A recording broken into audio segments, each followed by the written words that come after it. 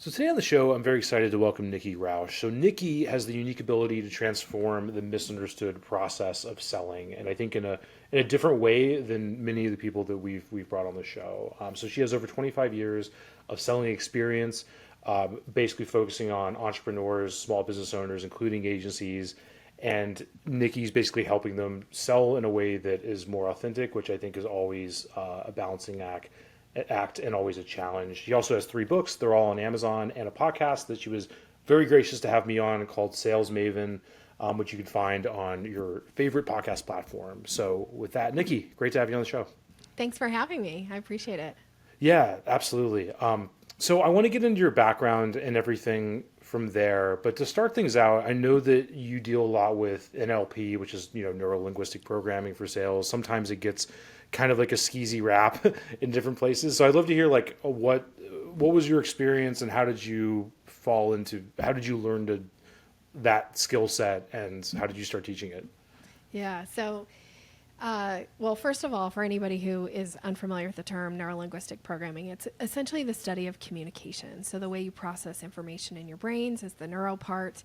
The linguistics part is the way that you speak to others, the way others speak to you. So choosing your words carefully. And then the programming part is about habits and patterns. So it's really the study of communication. And how I got into it is I had a pretty high profile sales position. And I was having a conversation one day with one of my mentors about some of the struggles around building relationships. And she was commenting on some things around my body language. And I was like, what are you doing? And she said, oh, I have this background in neurolinguistic programming, and we learn a lot about body language, congruency, the way you're, speaking, the words you're choosing, blah, blah, blah. So I got really interested in it and really kind of did a deep dive, started reading all the books I could find on body language, and then got exposed to NLP. And then she actually invited me to a workshop. And it was a workshop on storytelling, but the teacher was a master certified practitioner. And I found that just after that week of the workshop, when I went back and I started presenting, in my presentations, I was changing some of the things that I was doing, and I was getting immediate feedback from people. So then I went all in. I thought, if this can help me in my sales career, I'm going to do this. So I became master certified in it. I have over 1,200 classroom hours. And the reason I teach it with sales is because I've had so much success in my career with it, and being able to bring it into a conversation and then now teach it has been a real pleasure. Yeah, I have so many questions from that. I guess my first one is, do you remember any examples of how you changed things back then and what those looked like? Yeah. So one of the biggest ones initially was things that were going on with my facial expressions when I was speaking. So I grew up I was raised by a dad, my father, and I have three brothers, and my dad is a straight up misogynist. So there was a lot of like, if you had to get along in this household, you had to be pleasant. You were supposed to be the girl who was always smiling, not yelling, not raising your voice. So I learned that in order to get along, I had to smile all the time. And when my NLP teacher pointed this out to me, she said, Nikki, when you speak, you smile the whole time. And I was like, yes, because I'm friendly and approachable. And she said, now, what would happen if you learned how to relax the muscles in your face? And when you're speaking about the things that you know to be true, your credibility, your authority, you relax the muscles in your face and have a more neutral facial expression. She said, I think you'll find that people will take you more seriously. And so I remember going and giving a presentation and immediately having somebody come up to me at the end and say, you are the most credible speaker we've had here. And I was like, oh, the only thing I had changed about my whole presentation was what I was doing with my facial expressions. So again, there was all this kind of feedback from people about things that I was doing when I was going into rooms, giving presentations and closing deals. And so again, I went deep into it because I was like, oh, if it works here, what else can I use it with? Yeah, that's so interesting. There's a few things to jump off with there. I think the first is like I have this section in my book called like about doctor vibes, where if you go to a doctor's office, they're not smiling at you, they're not talking fast, they're not talking loudly, they're asking questions and then giving you like this very sober assessment. And, you don't have to go that far. I think there's a time and place for enthusiasm, but more and more, like, I think for a lot of our clients, it's becoming more like a doctor's office. Like, you're there to like speak the truth and help people, not be a server at a restaurant necessarily. Yeah. So I think there's definitely something to that. Um, the other thing that I think was interesting is you talked, and thank you for opening up about your family background. How often do you have to dig that deep with your clients to help them? Uh, I guess not always, but there are certain things when I'll be working with a client that I'll notice something about something they're doing with their voice or a word choice that they're picking. Here's a big one is a lot of times we get, and I feel like you can speak to this as well. A lot of times we get up in our head, like we know what we know, and we start to use jargon and lingo. And because we know what it means. But oftentimes, what it means to you isn't necessarily what it means to the other person. So when you're using a certain phrase, you might find that it's not landing in the way that you think it is because anytime you choose a word, right, it paints a picture in somebody's mind. Like, they say like, a picture is worth 1,000 words, right? There's another one about storytelling, and it says a story is worth 1,000 pictures. You want to make sure that the picture somebody is getting in their mind when you're using a phrase that speaks to your solution, your credibility, your authority, your topic that you're talking about, that you guys are picturing the same thing. And that's not always the case. And I remember having a client who she had this word and she used it constantly, and it was everywhere in her marketing. It was everywhere. And the word was lifestyle. She loved this word lifestyle. And when I pointed out to her that when she's using this word lifestyle, and I actually I'd ask you too, if you think of lifestyle, what do you think she sold? I'm picturing something consumer based. It could be travel, tourism, apparel, something, food, something like that. Yeah. So she sold supplements. Hmm. And I was like, okay, so the thing about lifestyle is it might not be hitting and resonating. So you're hitting this really hard. But if we can take a step back and start to pay attention, what are the word choices that your customers use to describe their results, the thing they're looking to accomplish? Are they coming to you saying, I want to change my lifestyle? And if so, by all means, use it. But it turned out that was not the case. So having to pick some different choices in words because what was resonating, what was hitting home with the prospective client. So these are different ways that I use it with clients. Yeah, I love this topic. It's really interesting that you picked the word lifestyle too, because I think it's such a loaded term that has gone through such a crazy transformation. Like in the business world, the B2B world, lifestyle is associated with lifestyle business, right? And I've noticed that is now kind of like passe. Like everybody wants to have good work-life balance, but if you say I want to focus on lifestyle, it typically means I want to work less. Yes. But lifestyle doesn't, like by definition, doesn't mean anything. It's just a vessel. Your Yep. lifestyle could be working a lot. It could be sitting on a beach. It could mean anything, Yeah. which is weird. Yeah. And now, like even having a lifestyle business is now not really fashionable, which I I find. agree. Yes. Yeah. Because things change, right? Like I know when you were on my podcast, and which is a brilliant episode for anybody. Like if you haven't heard Dan on the podcast, go check this one out because he talks about some things that like blew my mind around commonality and like, are you creating that connection with your prospective client? And so just because you have a word and just because it means something to you doesn't mean it resonates with the same, with your audience. Yeah, I think that's really great. One thing I kind of want to diffuse this like it's a bomb. I think when people hear NLP, they Okay. think of like pickup artists, they think of hypnotism and Hmm. that kind of thing. So can you talk about that a little bit? Like, what's Yeah. your definition of NLP and what it is versus that? Yeah. So it like anything, it can be used for good or it can be used for bad, right? And a lot of the stuff I teach, I always say now consumer protection for your own mind. Like pay attention to these things because they're subtle, they work. But the idea isn't to use it to manipulate somebody. The idea is to use it to make the other person more comfortable in the conversation. And the more comfortable somebody is in the conversation with you, the more likely they are to be more revealing about how to earn their business. They're more likely to be open to hearing your message.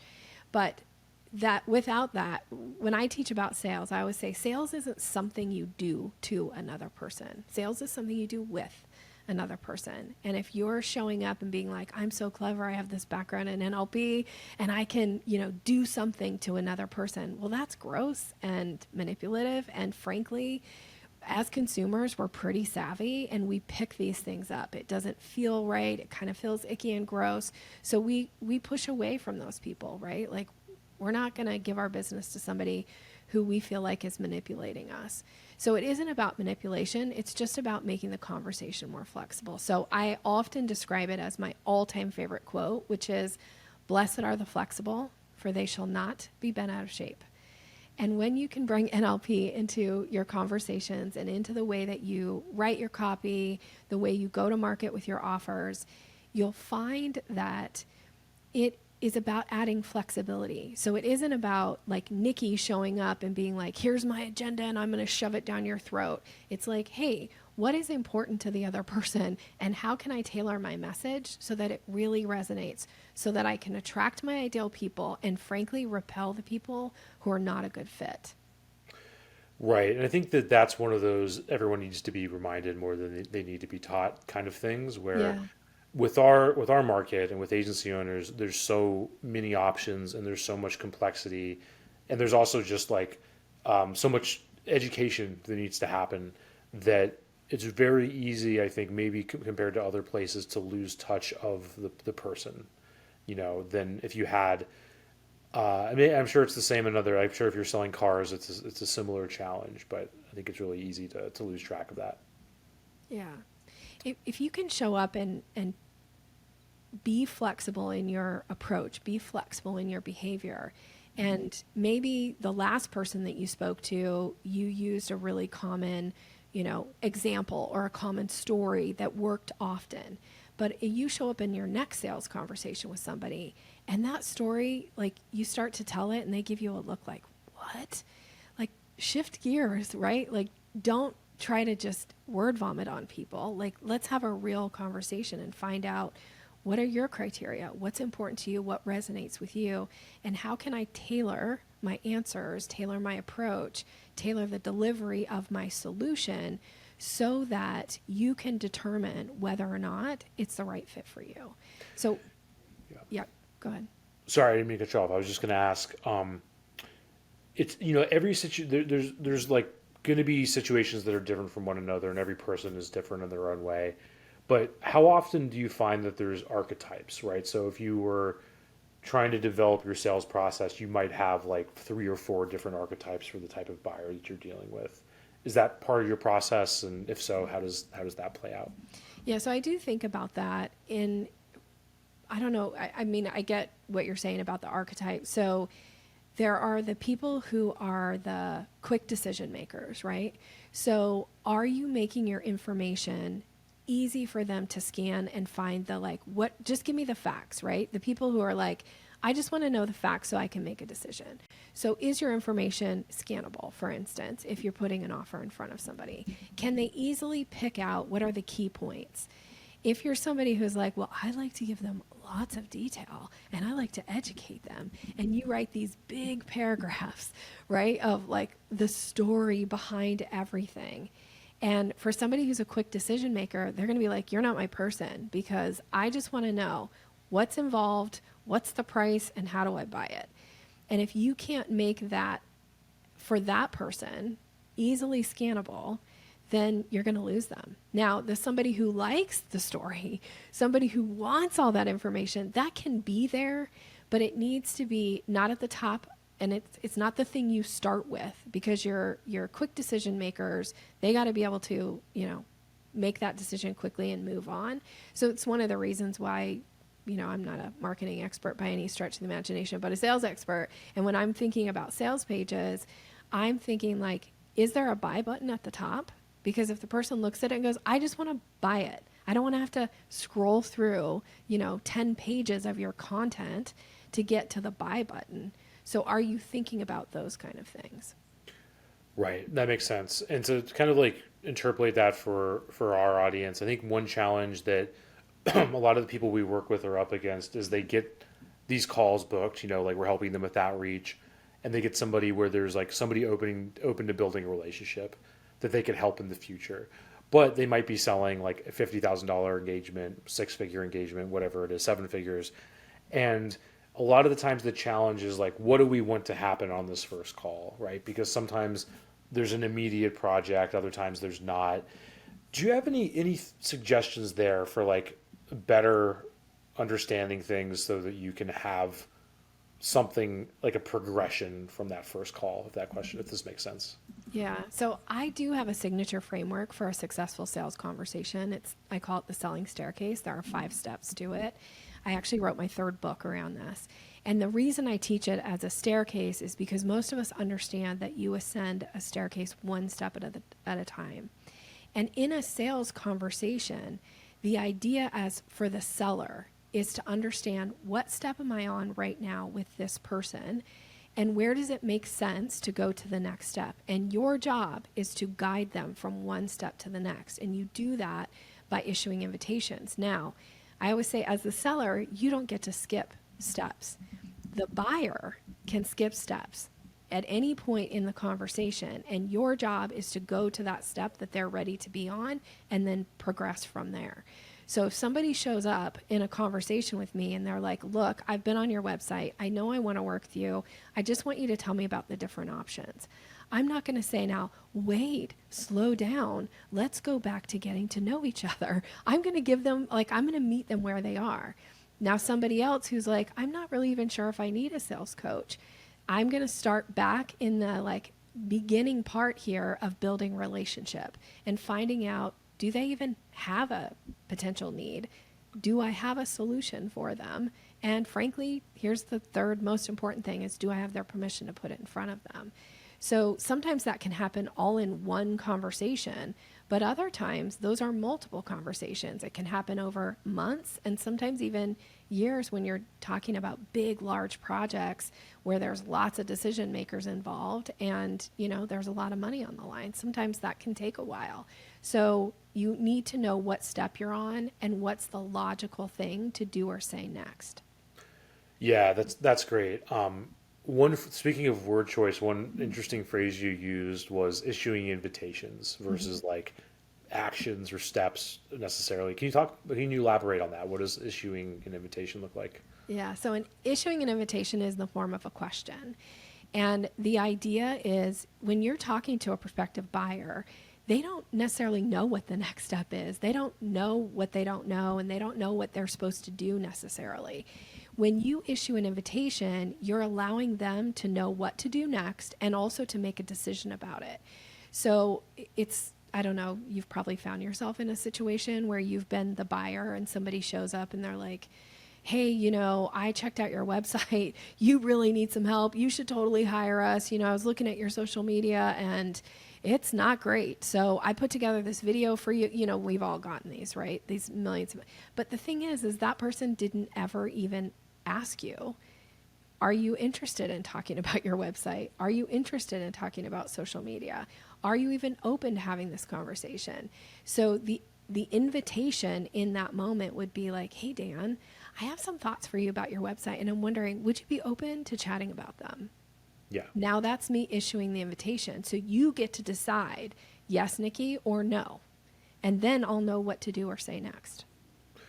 Right. I think that's really big. And that tends to be a game changer. I know it was for us and for a lot of our clients, is not just having an established process, because I think that's not the hard part. You can always take out a Google Doc and establish a process. The hard part is being able to describe it the right way and then hold yourself to it.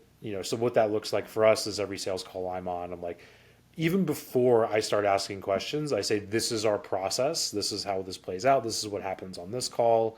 This is what happens on the next call. Does that work for you before going further? Yeah. So that's the permission in the form of an invitation. I call that the pre-frame at the start of the call. Yeah. You know, your prospective client, again, they don't necessarily know what's going to happen on that call, and they don't necessarily know what they're supposed to do. When you pre-frame at the start of the call of like, this is the purpose of the call, this is the process, does that work for you? You're saying like, this is what it could be. Does it work for you? And if they're like, that doesn't work for me, then we've got to negotiate here. But I think in sales, there always should be a balance of power, right? Like you shouldn't hold all the power in the conversation, and your prospective client, if you give them all the power and let them control the conversation, you may never get to the place where you exchange dollars for services or product, you know, never close that sale. But if you try to control it and hold all the power in the conversation, they will feel less than, and frankly, they'll go away because there's a million other choices of who they can buy from and who they can give their money to, typically. So if you really want to build relationship while you're closing sales, it's important that there's a balance of power. You don't want to give them all the power. Frankly, they'll kind of abuse it and or never get anywhere, and you can't hold all the power either. So by issuing invitations, asking questions, and engaging in a conversation, now this is actually how you earn business. Because just showing up and being like, I want to word vomit my whole presentation onto you, somebody's going to go like, I don't really want to be word vomited on. No, thank you.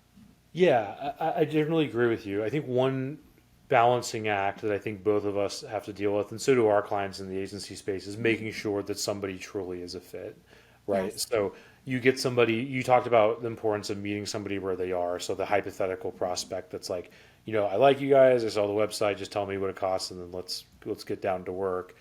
There might be hidden information that you need to reveal that shows you that they are or are not a fit. And I think for our business, it's even more important because I'm going to be working with people, you know, pretty hands-on. So are you.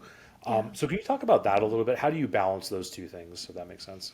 Yeah. So I really think that the important part here is to think about the questions that you are asking. And I always say there's two types of questions that I teach. There's your ideal client questions, and that's where we're determining whether or not this person is a good fit for us. So those are the questions to find out, like, you know, whatever your criteria is to identify if somebody's an ideal client or not. Those are your right fit questions. Mm-hmm. And then the second type of questions are your expertise questions. So instead of spending all the time telling people how amazing you are and all the things you've accomplished, because that's really not interesting to people until they feel like they've got some skin in the game with you and know you a little bit, you ask your expertise questions, which plant seeds for them about, oh, Dan knows how to do something, or Dan's asking me questions that, dang, I don't know the answer to, but I know I need to in order to accomplish this goal I've set for myself. So he's probably the guy we should go with.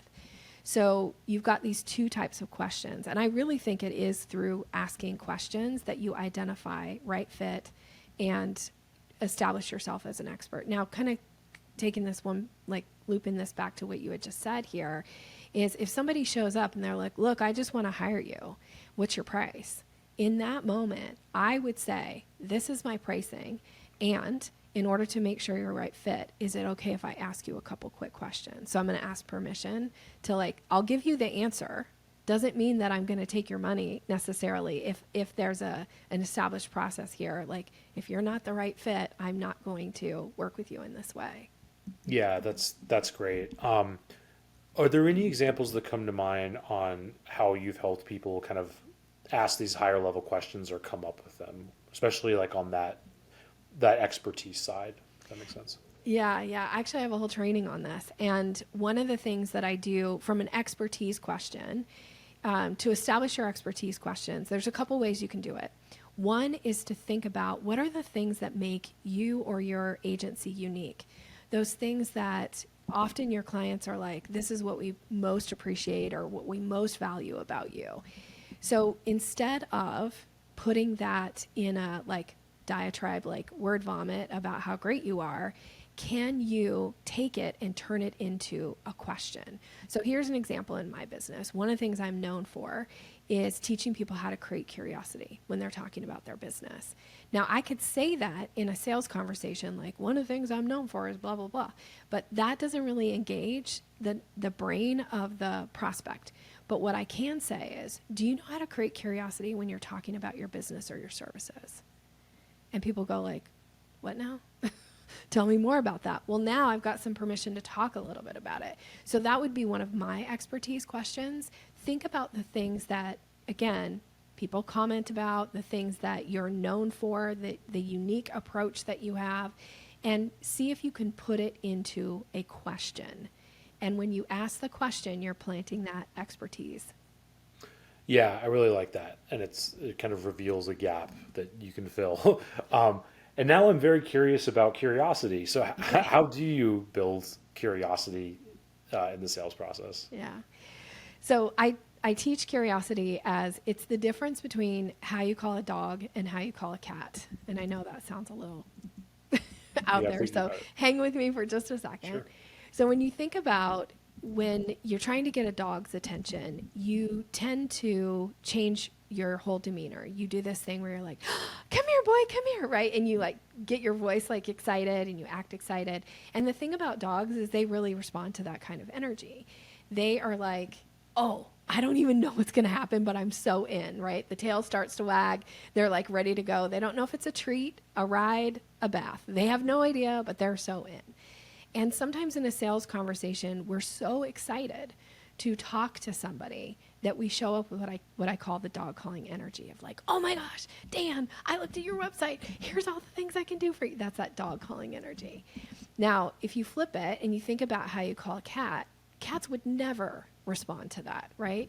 Cats will respond sometimes when you do the here, kitty, kitty, here, kitty, kitty.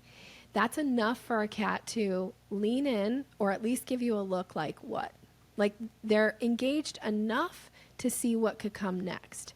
They're not necessarily committed yet. And when you're trying to pique somebody's curiosity, you need to have responses, oftentimes to questions. This is one way, by the way. There's multiple ways to create curiosity. But one way is to think about how do you answer questions to create curiosity that pique somebody's interest to go, tell me more about that, or what does that mean, or oh my gosh, I'm not really sure. So kind of actually what I just did was a way to create curiosity when I said, do you know how to create curiosity when you're talking about your business? And you go, tell me more about that. That gives you that opening. So another way to do this is to think about how do you answer a really basic question? If you get on a call with somebody and they say something like, hey, how's your week going? You might have just a standard throwaway line, but that's actually a potential opportunity to create curiosity. What could you say right now that would allow somebody to go like, oh, tell me more about that, or what does that mean? So if somebody said, how's your week going? You could say, oh my gosh, I just finished being on a podcast. It was really fun. And somebody goes, a podcast? Well, what podcast were you on? Like it gets them to lean in and have a question for you. Now that may, you only want to say something that you want them to ask about. So if you don't want to talk about the podcast, don't bring it up. If you want to talk about like, oh, I've been spending all morning prepping for this handout for this workshop I'm doing. And somebody goes, oh, well, what's your workshop? Or what does that mean? Or what do you mean a handout, right? Like it opens the door for you to talk about something. And now we're having real conversation. Right. And it can be 100% true because it's just kind of a curation thing more than Yeah. it is making something up kind of thing. Yeah, it should be true. If it's not true, you're going to like find yourself like, oh, I'm so sorry I said that because now I feel like I'm trapped here in a conversation. Right. Or you'll just slowly go crazy by having to keep track of all your BS. So Yeah, don't BS it. yeah, no, that's really interesting.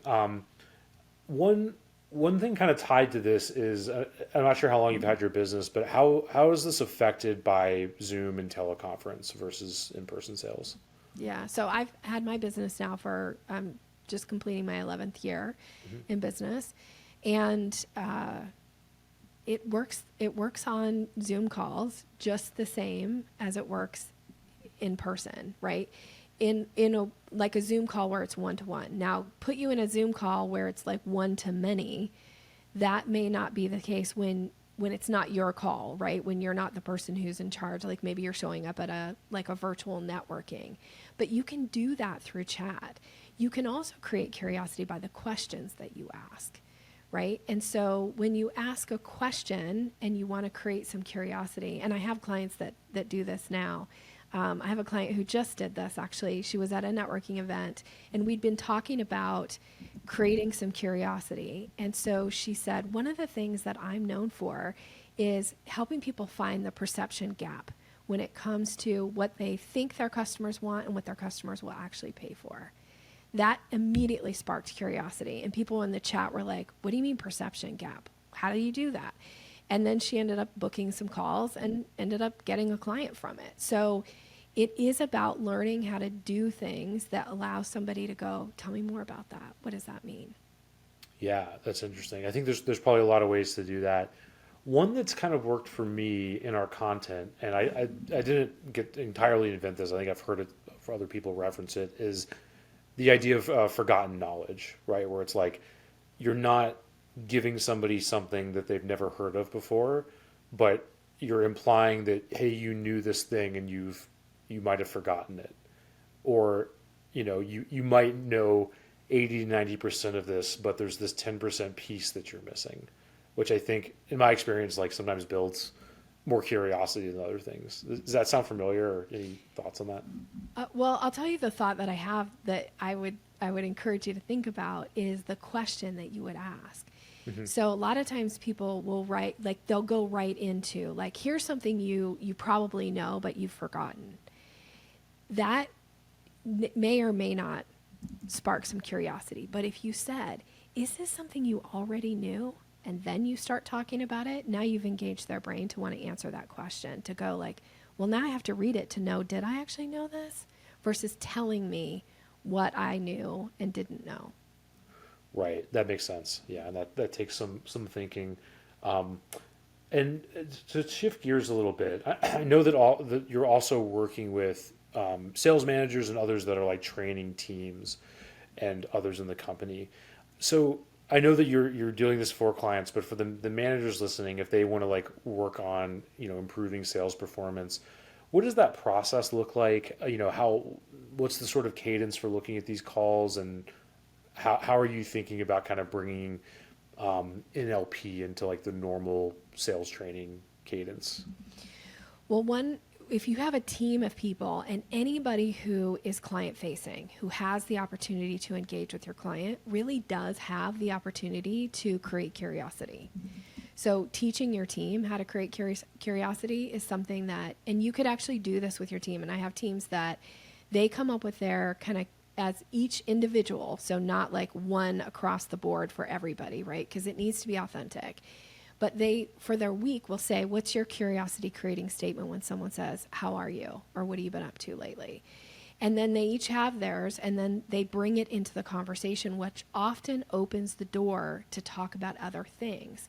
Because one of the things that happens sometimes with your client-facing team is they think, well, this person's already a client because we're engaging with them in some way. But they don't think about, this person doesn't know what else we offer. And it's my job to put it in front of them at some point. And I, as the person who's engaging with them, have this opportunity that's unique that probably not anybody else on the team has because I manage the account or whatever. So learning how to create curiosity, and then the follow-up piece to that is teaching your team how to recognize and act on buying signals. Because if a prospective client or an existing client gives you a new buying signal and your team misses it, chances are they will go and hire somebody else to provide the service that you will find out a year later, like, well, we do that. And they're like, really? I didn't even know you guys did that. I probably would have hired you, but I'm already working with this other company, so now you've lost the business.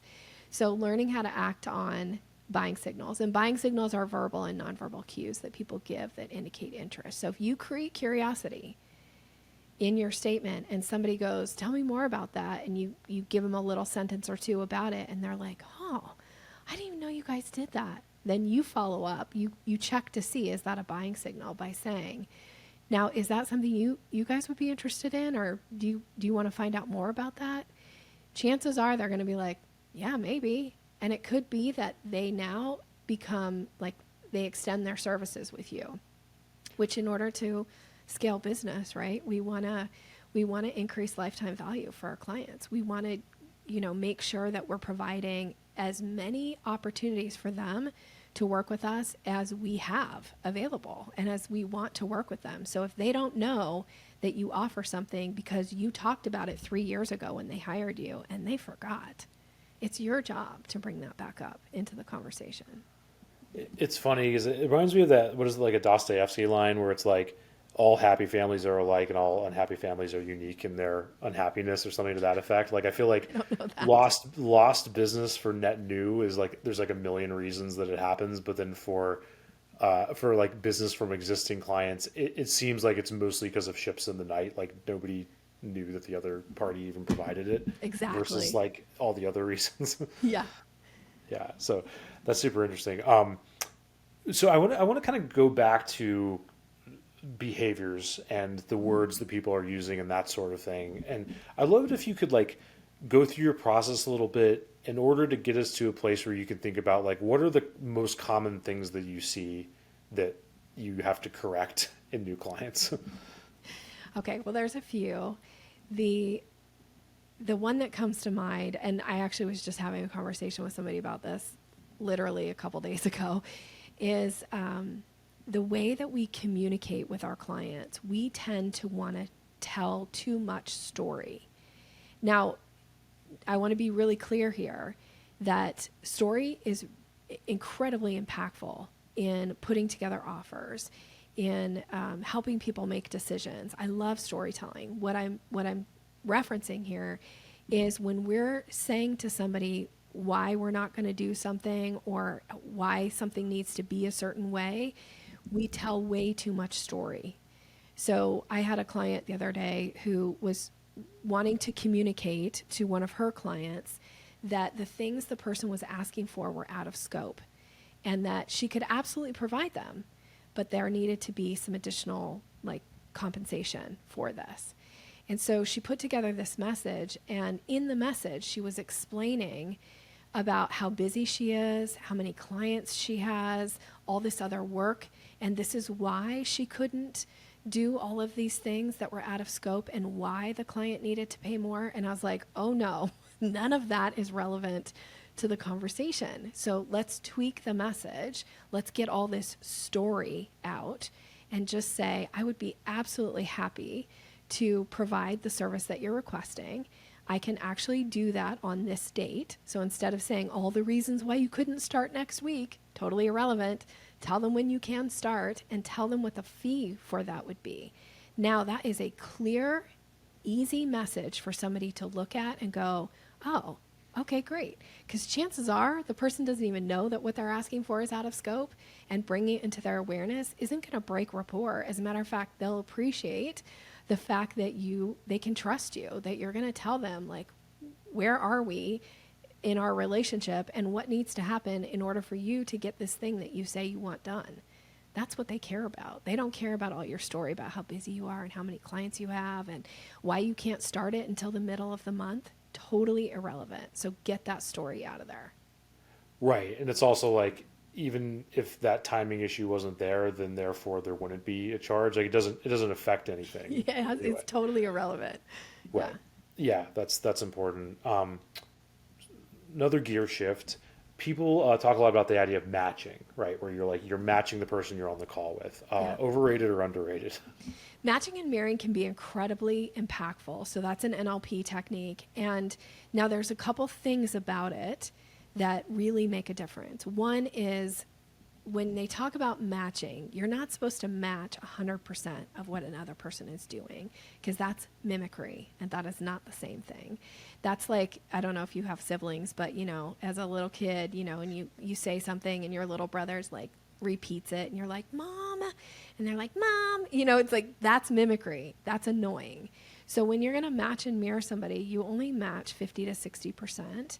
And you don't match and mirror every single thing about the person. You pick one or two things to match and mirror. So for instance, the easiest thing to match and mirror in a live conversation is somebody's rate of speech. And this is an important one. And it is incredibly helpful in a conversation when you learn how to do it well. So think about a spectrum, right? Like on a scale of 1 to 10, somebody who's a really, really fast talker, they've got a lot to say. Sometimes they don't even take breaths between their sentences. They just talk like that, right? Those are the fast talkers. And then on the flip side of the spectrum, on the other side, is you have somebody who really takes their time between sentences. Now, if you get on a call with somebody and you have a very different rate of speech, let's say you're a fast talker. Those of you who are fast talkers were already like, speed it up, Nikki. Like, I'm gonna speed up the podcast to listen to this, right? So if you have a fast rate of speech and you have a client who has a slower rate of speech, you're perfect and they're perfect. And if you want to build a relationship, it's learning how to add some flexibility here, right? Blessed are the flexible, for they shall not be bent out of shape. When you're willing to slow down a little bit so that you don't interrupt them, because us who are fast talkers, we tend to talk over people. We interrupt. We never give them a chance to like get their thought out. We think we know what they're going to say, so we anticipate and answer the question we think they're going to ask. Huge rapport breaker. But if you're willing to just slow down a little bit, and you don't even, again, 50 to 60%, let's say on the scale you're an 8 and they're a 2. You don't have to slow down to a 2, because that would feel like you're just like walking in slow motion and talking in slow motion for you. But if you're willing to slow down to like a 6 or a 5 even, chances are what will happen is they'll tend to speed up a little bit, and they'll find a way where you will get in sync. So there's this idea of synchronization, right? And that this happens naturally a lot of times in conversations. You'll slow down, they'll speed up, and then it becomes a more natural conversation for both of you that's comfortable to be in. And same on the flip side. If you're a slower talker and you have somebody who's a fast talker, you can't say to them, like, you talk too fast, you need to slow down for me. They'll be like, go kick rocks, lady. Like, I don't, like, I'm the customer. You adjust to me. So if you're willing to speed up a little bit, chances are they'll slow down a little bit in conversation. So matching and mirroring, I love it as long as you're using it effectively. And one of the easiest and most effective ones is to match rate of speech. Yeah, that's great. And I think that some of the best salespeople I've come across just do that intuitively without thinking about it. I think closely tied to this is a challenge that a number of people in our training group have brought up, which is like tangents, right? Because they're dealing with complex marketing services and they're selling video production or programmatic, and their prospect, who might be a marketing leader, is going down this rabbit hole, being like, well, we're going to redo the site, but so-and-so's been out for 2 months. And also, like, we're thinking about Drupal, and it just keeps going in a million different directions, like I'm doing right now. So I'd love to hear your perspective on that. How do you get people back on track without breaking, rapport and camaraderie and all that good stuff? Nobody has ever asked me this question on a podcast, Dan. I love that you're asking me this. So there's a few ways that you can do it. And one is to say to the person, I really appreciate all that you're sharing. Now, what specifically is our right next step? So you ask, and you bring in this word specifically. So you ask a pretty direct question, but you put the word specifically in there, and it kind of helps. It's kind of like putting the bumpers up when you like go bowling. It's like, let's stay in the lane. Now, this doesn't always work with everybody, because some people who are high verbal, like auditory processors, they have to say things out loud in order to like get to the point. So you could sometimes, one of the things you could say to somebody, it's like, so I know we have limited time together. So in like a minute or less, what do you most want me to know about this situation? Now, when you do this, you need to soften your voice, because if you have an aggressive stance, or if your voice seems like, so in a minute or less, what do you want me to know? That's like, oh, Nikki seems angry, right? Yeah. But if you soften your voice and say, so just because we have limited time together, in like a minute or less, what do you most want me to know about this situation? And then wait and see what they say. So that's another one. And if you're in a conversation where they can see you, this is going to be an advanced technique. I don't know. Are you using video here? So yeah. Okay, you are. Okay, so if you're watching the video, you'll get it. But if you're not watching the video, you might want to. One of the things you can do when somebody goes on a tangent and you feel like you cannot get a word in, there's a hand gesture that you can use. Now, you want to be careful doing it, because, again, it can break rapport if you don't do it well. Just imagining the hand gesture. Yeah. So you hold your hand up in a softer way, but almost like we got this in grade school. They used to like stop, right? It's like the stop gesture. So you don't want to like stop like right in somebody's face, but if you keep it down a little bit, go, okay. Thank Yeah. you. Thank you so much for sharing that. Now, because we have, and then you go into so it will usually slow somebody down enough, and it might take a couple times. So I'm doing this a few times with my hand. I'm not doing it right to the camera. I'm doing it kind of down and in front of me of like, okay. So and so that's a good interrupter. That's really helpful and like super tangible. As you were talking, it kind of reminded me. I think like one of the biggest, let's call it like a meta issue below improving sales process is that I have experienced anyways, like developing the courage just to ask the question without adding junk to it, right? How much do you encounter that with your clients, and how do you like to deal with that issue? This is another one of like, are you having to give a bunch of story in order to get your question out, because you'll muddy the waters? So I often compare this of like, imagine that you just handed somebody like something to drink and they're thirsty. They're so thirsty. And just as they go to take a sip of this thing that you've handed them, you flick in a clump of dirt. And now they're like, I'm thirsty, but I don't know that I want to drink this. So if you're adding too much explanation to your story or to your question, they'll lose the question because they're trying to like track it and think of the answer in their head. And it's like you're asking them to multitask. So we want to be really clear with our questions. And when you ask a question as a salesperson, as soon as the question is done, you zip it. You stop talking. And I had somebody one time say to me, Nikki, it's so hard. How do I stop talking? And I said, you put your lips together and you press. Like literally, you put your lips together and you press and you just wait. Because if you'll let them answer the question, it's not the things you say necessarily that are going to earn the business. It's the questions they have to be able to ask. It's the answers they have to give so they hear themselves saying it in order for them to make that decision to buy from you. So you got to let them answer the question or get their thought out. Yeah, I think that's a great reminder, and I think that a lot of the times, like salespeople aren't supposed to be the star. You know, you're not supposed to be like you're not even supposed to be remembered that well. Although in a consultative sale, you're going to be might be involved after, but I think that's a really good reminder for sure, and probably a good note to kind of wrap things up on. So, Nikki, I guess one question I like to ask is like over the next few months, what are you excited about? What are you working on? Well, what I'm most excited about is I will be speaking at the Social Media Marketing World podcast on sales, which seems really exciting for me because normally they don't have speakers talk about sales, but they are bringing me in and specifically asked me to come and speak. So that will be in end of March, beginning of April. I don't know when this will air, but I'm pretty excited about going to Social Media Marketing World to speak to marketers specifically about selling. Very cool. And where can people go to learn more and follow what you're up to?